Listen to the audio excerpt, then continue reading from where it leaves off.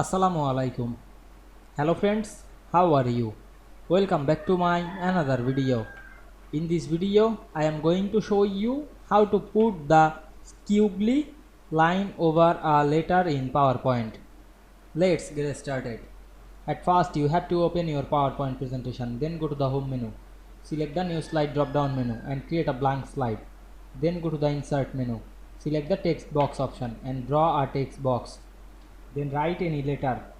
Now I am write O letter. Then select the letter, click and drag on our mouse and go back the home menu. Then increase the font size. Then click inside the text box and go back again the insert menu. Select the symbol option.